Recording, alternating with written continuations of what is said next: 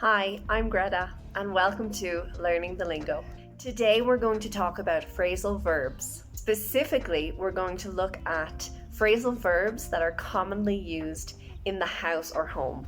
Remember, phrasal verbs are verbs that are combined with adverbs or prepositions to give the verb a new meaning. We all know the verb to carry. I carry my suitcase to the front door. If we add the preposition on after the verb carry, we get carry on.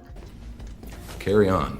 It means to continue doing something. I will carry on reading until it is time to go. Okay, let's get started. Number 1 is hang up. If you feel comfortable, hang up your coat. We can use hang up in a number of different ways. Firstly, we can hang up our clothes by putting them on a hanger and placing them in a wardrobe, or by hanging up our coat on a hook. And hanging up the clothes is menial work. You can hang your clothes up in there if you want. We can also say hang up the phone, which means that you end a call with somebody. Oh God, hang up. Shut up! Don't hang up. Don't hang up. Okay. If we want to decorate our home with decorations or artwork, we can also say hang up. Will you help me hang up these decorations for Colum's birthday? What's a white thing? Hanging up a Buddha picture. Number 2, take down. Take it down. We use take down when we want to move something to a lower position. I take down my suitcase from the top shelf of the wardrobe. He takes down the pictures from the wall to dust them. Take down also means that you remove or dismantle something. Take that down. To take down the tree. That's right. We can also use take down to write something that is spoken out loud. Take this down. For example, take down this address. It's 123 Sunshine Road. The code for the building is 2468 if you want to take it down. Number 3, clean up. Clean that up. And tidy up. Let's tidy up the nursery. Clean up is used when we want to remove dirt or stains. Who's cleaning up? I cleaned this morning. Clean yourself up. I just spilled some orange juice on the floor. Will you help me clean it up? She cleans up after everyone. Tidy up is used to describe organizing items or objects and putting them where they belong. I better tidy up. You need to tidy up in here. Your clothes are all over the floor. I just thought I'd tidy up. Number 4, pick up. Pick up the sock! Pick up the sock! We use pick up to describe lifting something. Pick up the gun. I picked up a sock from the pile. His daughter was crying, so he picked her up. A common phrase that is used is that it is important to pick up after yourself. It's like you don't know how to pick up after yourself. This means that you clean up and tidy up a mess when you are finished. When you live with flatmates, it's important that everybody picks up after themselves. You also use pick up to describe answering the phone. Pick up the phone! I didn't recognize the phone number, so I was afraid to pick up. Somebody pick up.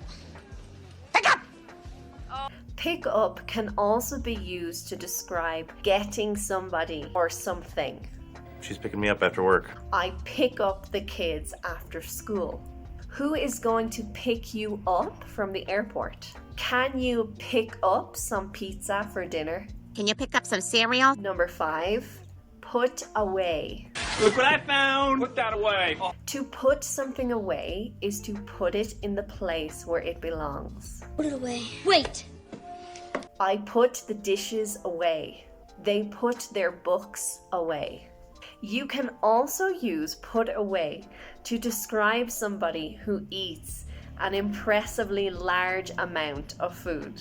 She managed to put away 7 hot dogs at the barbecue. Now, I know you eat fast, but this is a lot of food to put away that quickly. Number 6, put on. Put it on me, put it on me, put it on me. Put on can be used in a variety of ways. You can put on the kettle for tea, meaning that you put the kettle on the stove to boil the water. Miriam, put the kettle on. You can use put on for clothing too. I put on my coat. Just put them on. Put on your clothes. Put on can also be used instead of turn on. You can put on the heating, you can put on the television, and you can put on the light. Did you put the TV on?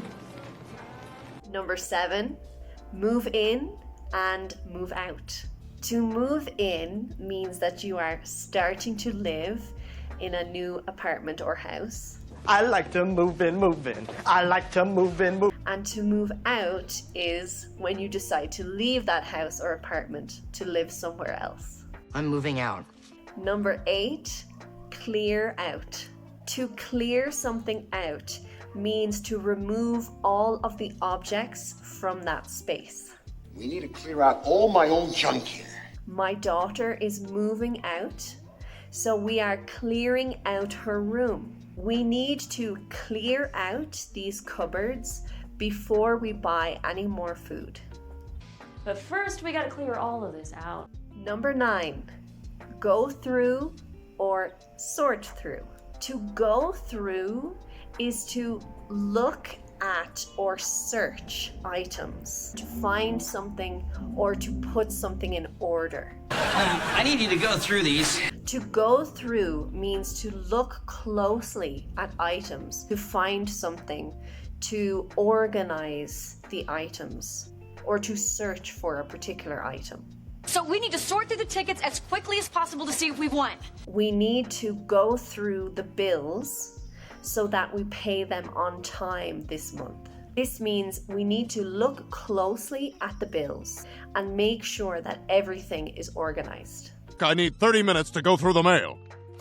In order to clear out a space, we need to go through all of the items first. You will give away any items that you don't want to keep. I'm giving away free money.